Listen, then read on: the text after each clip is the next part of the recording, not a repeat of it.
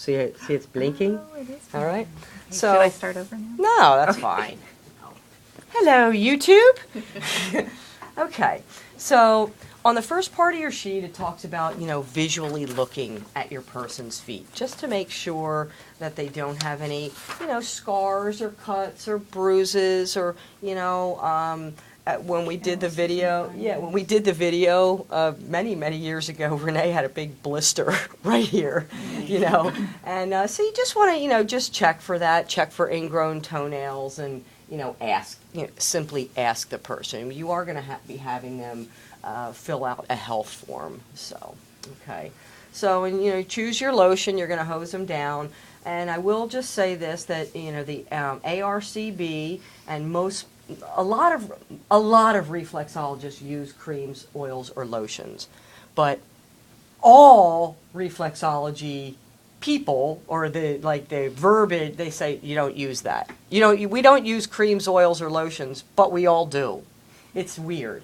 So I do use a cream, and sometimes I use cornstarch. Not cornstarch. Is it cornstarch? Yeah, cornstarch. Yeah. But I don't. In some of the workshops they'll use talcum powder, which talc is not that great. So cornstarch works really well, especially if the person had like eczema or something like that. If you do use a cream or a lotion and it's not in a little tiny thing like this, because I'm going to end up using all of this, you want to use a little popsicle stick or a spoon to take it out of the product. You don't want to be dipping your hand back in and out of a product. So we'll have pumps, or if we'll have like little Dixie cups, okay?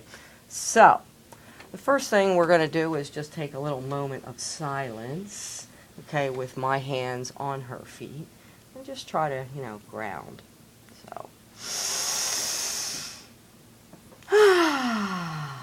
So I also like to start out with my elbows or my forearms on the person's feet, because then I can dip my finger in my goo that I did add oil to. I have to kind of mix up. And I use it like this. And that's how I get the lotion on both feet at the same time, okay? So try your best to remain with contact of your person, but it's so okay if you don't. It's way easier to, just let somebody in, Kay. It's way easier to keep contact if you have your hands on their forearm, and that way it's just free. If you did need to use a pump and it was down here, you could pump. I've also had a pump, used a pump right here. Joe Whitley, who do you think you are? Huh? I'm interrupting your class. That's all right. We love you, Joe. Okay. He's a crasher. He's a crasher. He's a class crasher. Yeah. So you can see I can get lots of lotion on there. So if you're using a pump and or until you get used to the product that you're using, less is more. Always. Okay. So the lotion is applied to both feet, and again, you can put your, I just end up leaving my goo right there. Okay. So the first part, if you turn to the next page, is palm to sole, rock and hold. So your palms are on the soles of their feet, and I highly suggest you moving your body back and forth as well. You can do it like this all day long, but when you start to move your body in there slowly, it's a lot more flowy. This isn't just a fluff. I'm getting information here. How much flex and extend does this person have? Are they helping me? She's helping me a little. That's when you can see the tendon of tibialis anterior, poking up, they're probably helping. Okay, so, and saying relax, that doesn't help. So this is palm to sole, rock and hold. All right. This is also a transition stroke. We'll go into the palm to sole, rock and hold position when we switch feet. And when we're going to transition into one foot. So we're just working on the 2 feet right now.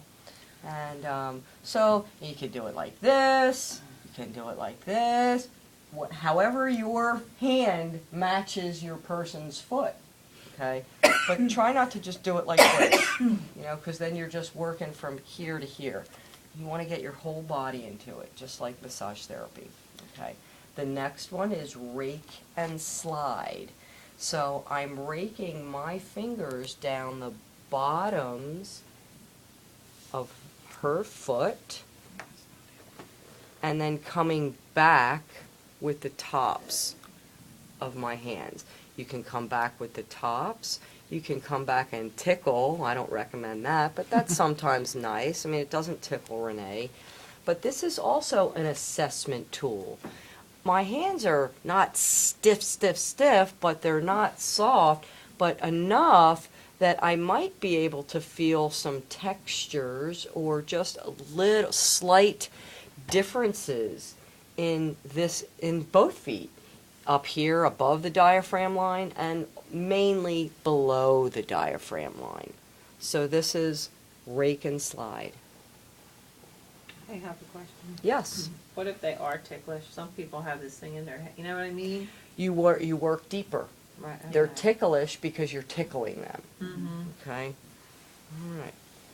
So that's palm to sole and rake and slide.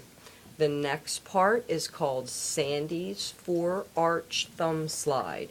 We stole this from Sandy Rosen, who works, she's Laura Norman's right-hand person. She came here many years ago and taught some people, and we stole her move. We told her that we were stealing it. So if you come up with a move and we like it, we'll name it.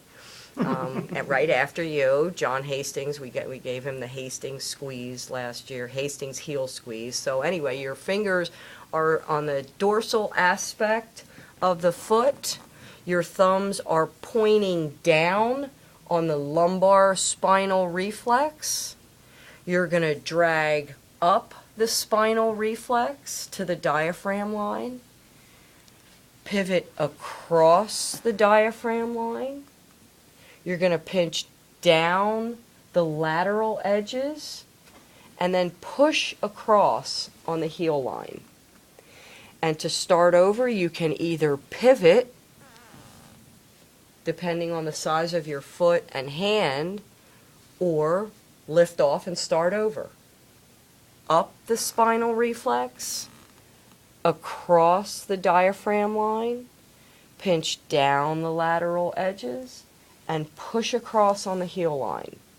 Try not to, when you're here, do this, because this tweaks your wrist. If you see, my wrist isn't that straight that way, but right here, it is. So try to, and we'll nail you on that. All right? And we will keep doing this until everybody gets it, okay?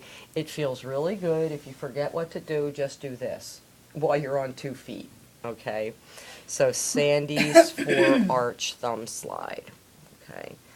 And then we're going to clip into, is that the next thing? Did I screw up? Relaxing the shoulders. Okay, all right, I'm good, all right, yay. So the next one is relaxing the shoulders. So we're in the ledges of their toes, just like this. So you can do it a couple of different ways, also depending on the size of your hand and their foot.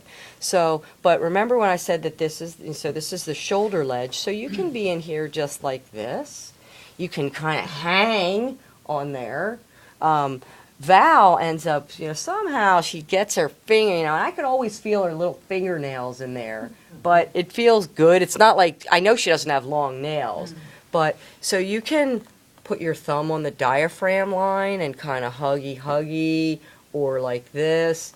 The main thing is you want to be up here, okay? So, relaxing the shoulders. Now we're going to go back into the palm to sole rock and hold.